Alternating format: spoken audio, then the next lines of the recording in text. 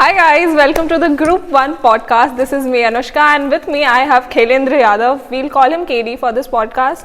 So we are in Mizoram and our topic for this particular podcast is student life in Mizoram. We are the students at Indian Institute of Mass Communication, one of the most prestigious institutes in the country for mass communication, and very grateful for that. And somehow we are in the Mizoram campus.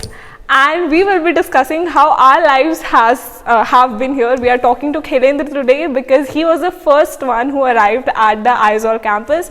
So Khailendra, how are you doing today? I'm doing great. First of all, thank you so much for having me here. So as you said, I was the first one who got over here. You're welcome. So if I'm not wrong, you want to know about my initial experience over here in Mizoram, right? Just let me know, how are you doing today? How's the day going? So far it has been quite good. We had a morning session on the podcast and all. We discussed about the sound equipments, and we also, the lunch was today good, which is surprising. The food quality has been gradually improving. Okay, so let's get into the interview. Since you came here first, you experienced the most firsts in Aizawl. So how was your initial experience in the city, in the capital city of Mizoram?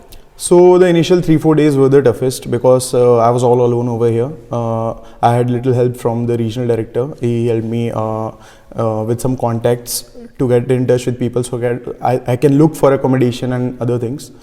So the first 2 days went like that only. I traveled a lot. I moved here and there a lot, searching for places.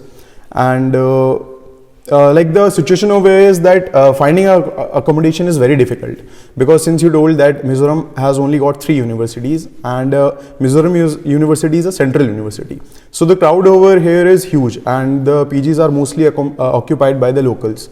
So it's very hard to find an accommodation. But somehow we managed to find a place. And I shifted over there, and then other students started coming in, and you were the second one over here. So we have shared the same experience over the time. So you also know what problems and what challenges we have faced, and also the good experiences that we have spent together. I think both were many. Like, we had a lot of positives, a lot of negatives, but we'll be focusing mostly on the positive side for today's interview. Let's talk about food. How have you been finding food? Okay, to tell the audience, Khailendra is from Delhi. So all of us know Delhi is extremely rich in various types of food. Like, all food from all over the country is available in Delhi. So how did you find your time adjusting with the food we get here? So the initial experience with the food was not as per my expectations. I was not hoping that the situation over here would be completely different when it comes to food. Like initially when I ordered aloo parantha, so in Delhi we get like a proper aloo parantha with the atta and all. So basically here it was a bhatura filled with that mashed potatoes and all. So initially it was a challenge, but then somehow we managed a tiffin service for ourselves.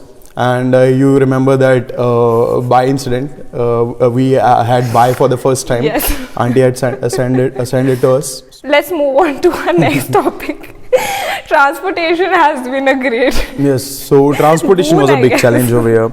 Like, you yourself know that cabs are so expensive over here. Like, for 7-8 kilometers, they charge you something around 500.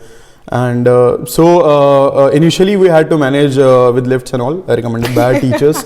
And those are one of the best experiences of living in Cholmun, like coming in pickup trucks and all, and proper trucks, like taking lifts and all, and getting to know other people. So that was something like pros and cons, right?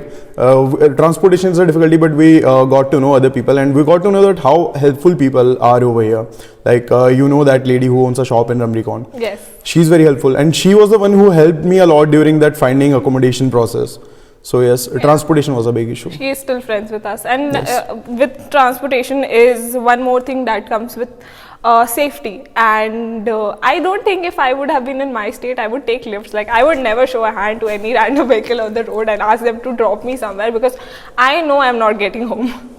But here you're safe, you have people. So it's been 3.5 months since we've been here, and we're doing a lot of to and fro here and there, and finally we have reached our hostels. And it's only been 2 weeks, but it's been quite a journey. So let's talk about that. So you tell me, how has it been for you? So you know the hostel. What a challenge it has been, living in Chalmont, paying so much of rent, and then we were paying separately for the food. So it was hitting really hard on our budget, right? So hostel was something which we really needed, and the management and the faculties were trying their best, but they were facing challenges from the higher management. But finally, with the collective effort of ours and the faculty and the regional director, finally we are over here, and it has been around 2 weeks, I guess. Yeah. And so far the experience has been amazing. There are still few challenges like water and some other things, but the faculty and the management has been really helpful with that. They have tried their best to arrange those things for us. So I'm sure that things will only get better with time. So it's all an experience, a part of good and bad experiences. This is how we are made of. We are made of all the experiences we live through. So that's it for today. Thank you so much for watching Group 1 podcast. We'll see you in the next one. Bye-bye. thank you so much, guys, for having me.